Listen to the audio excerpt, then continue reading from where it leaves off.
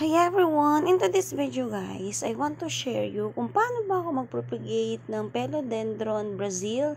This is the one of my favorite plants guys. Anyway, again, dinikit ko yung pole dun sa kanyang pot para kahit matumba siya, hindi basta-basta makakalas yung ating pole. So, gamit ko ulit is more rice hull, kaunting soil lang kasi ito hiyang sa mga philodendron plants ko.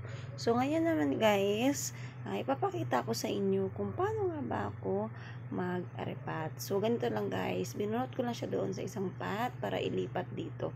Kung napapansin nyo guys, si philodendron is more in green and then may variegation siya na yellow.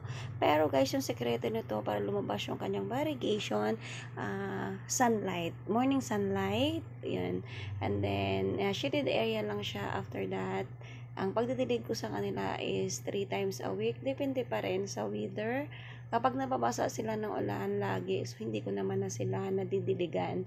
So kung napapansin nyo guys, yung Philodendron Brazil natin is nagre-revert kasi hindi sila naaarawan. So maganda talaga sa plants na may variegation is naaarawan sila para lumabas talaga yung kulay ng variegation nila. So tingnan nyo guys, meron akong dahon na walang variegation, meron naman na ang ganda ng variegation kasi nga nahabol ko't na paarawan ko sila every morning. So nasa pangalawang pot na tayo. Ganun ulit ang gagawin natin guys. Make sure na may butas yung inyong pot. And then, yung rice hull kasi magaan. So, kailangan natin sila idiin kapag tayo yung nagtatanim na to. Make sure na kapag nagdidilig tayo, hindi kaagad bababa yung soil doon sa pinakababa. Ito naman guys, yan, binunot ko lang to guys. Hindi ko na masyado pinakita sa camera. At medyo nahirapan nga ako. So, lipat lang natin ulit dito. Yan. Kung pansin nyo to guys, lahat naman sila may variegation. Anyway, nasa ilalim to ng lagayan ko. Kaya hindi ko agad napaarawan. Ang nangyari is, lumabas yung variegation nila sa dulo na. Pero pansin nyo guys, yung variegation sa baba, ganito yung mangyari pag di siya naarawan. Hindi talaga lalabas yung kulay yellow. Maglalabas siya parang, green lang. Pero hindi totally yellow na napakaganda ng kulay.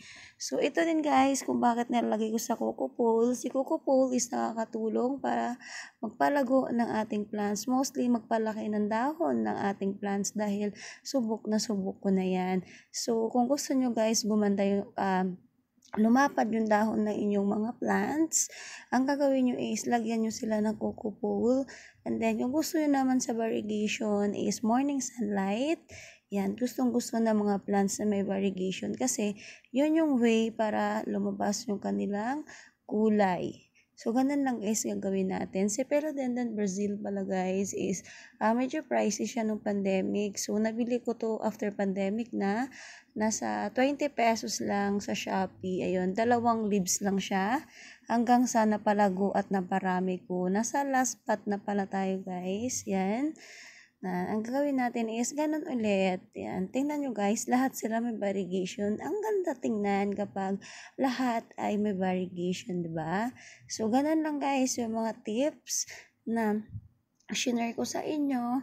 Basta may variegation, morning sunlight, huwag lang ibabad maghapon kasi masusunog yung kanilang leaves. Sayang naman, diba? Ito doble natin guys para mas maganda siyang tingnan. Lagyan din natin. Anyway guys, lahat to cuttings lang. Nung nag-harvest ako ng cuttings ko, naisipan ko, i-propagate ko kaya to. At ito naman nga, successful naman. Ang gamit ko dito, iba pot, iba seedling bag. Ayan. Talian na lang natin para kapag stable na sila at nag-grow, alam nila kung saan sila gagapang. So, yun lang guys yung ating video for today. Sana meron kayong natututunan. At least, ang itong plants na to guys is good for beginners din. Sa mga bago pala nagtatanim ng plants, yan, ito bagay dito sa inyo.